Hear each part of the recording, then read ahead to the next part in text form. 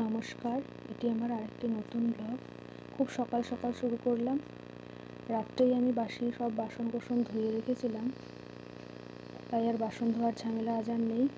সরাসরি জামা কাপড় ছেড়ে স্নান করে রান্না বসিয়ে দিলাম। রান্না টান্না করে আমাকে আবার পড়াতে বসতে হবে, টিউশন পড়াতে আর কি। মাছের মাথা দিয়ে ছিল পালং শাক করবো, ভোলা মাছ দিয়ে পাতলা ঝোল করব, আর একটু চাল কুমড়ো ভাজবো। এসব রান্নায় তো আর রেসিপি দেখানোর মতো কিছু নেই, তবুও তোমাদের সঙ্গে একটু শেয়ার করলাম, এই আর কি। এই অল্প সময়ের ব্লগে না তোমাদের সঙ্গে অনেক কথা বলার থাকে, কিন্তু আমি বলে উঠতে পারি না, এই হয়েছে মুশকিল। আশা করি আস্তে আস্তে তোমাদের সঙ্গে আমার জীবনের সব কথা বা আমার সব কথা শেয়ার করতে পারবো। আমি ব্লগ তো অনেকদিন আগে থেকে শুরু করেছিলাম, কেন মাঝখানে বন্ধ করে দিয়েছিলাম, কেন কন্টিনিউ করতে পারিনি, সব কিছু আস্তে আস্তে নিশ্চয়ই বলবো। তার আগে চলো রান্নাটা আমি সেরে নিই। সবজিগুলো না সকাল সকাল খুব তাড়াহুড়ো করে কেটেছি, সুস্থভাবে ভালোভাবে একটু কাটবো, সেটাও আমার হয়ে ওঠে না, কারণ খুব ব্যস্ততার মধ্যে আমি কাজ করি। মাছের মাথাগুলো দিয়ে দিলাম, কথা বলতে বলতে রান্নাও হচ্ছে, কথাও হচ্ছে।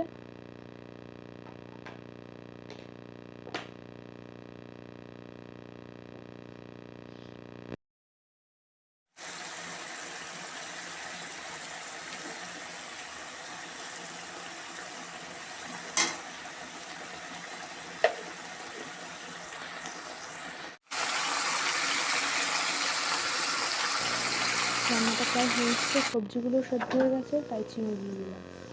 এদিকে আমার হাজব্যান্ড উঠে গেছে, তো চাটা করে নিলাম ঝটপট করে।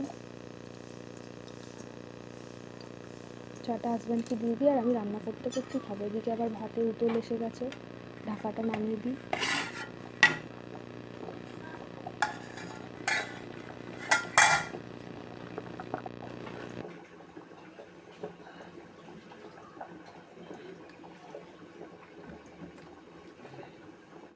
শুকনো শুকনো তরকারিটা হয়েছে, পালং শাক।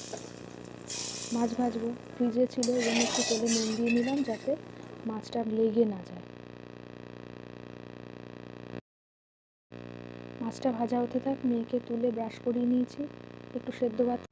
মেয়ে খেয়ে দিয়ে স্কুল চলে গেছে, পড়তে এসছে, পড়া হয়ে গেছে। দেখো তোমাদের সঙ্গে শেয়ার করি কী কী রান্না করলাম। এই যে ভাত, পালং শাকের একটা ঘন্ট, মাছের ঝোল, আর ওরা পড়ে চলে যাওয়ার পরে এই যে চাল কুমড়োটা ভাজছি। রান্না ডান, হাজব্যান্ডের লাঞ্চ ডান, বাসন টাসন সব ধোয়া হয়ে গেছে, ঘরও এর মধ্যে মোছা হয়ে গেছে। এবার স্নান করেছি আরেকবার করে, পুজো দিয়ে তারপরে মেয়েকে আনতে যাব। তো এভাবেই আমার দিন চলে ব্যস্ততার মধ্যে। তার মধ্যেও আমি ইউটিউব জার্নি আবার নতুন করে শুরু করলাম। তোমরা যদি আমার পাশে থাকো, আশা করি আমি চ্যানেলটাকে আরও এগিয়ে নিয়ে যেতে পারবো, নিজেও একটু গ্রো করতে পারবো। সবার শুভকামনা জানিয়ে আজকের মতো ব্লগটা এবার শেষ করলাম। টাটা।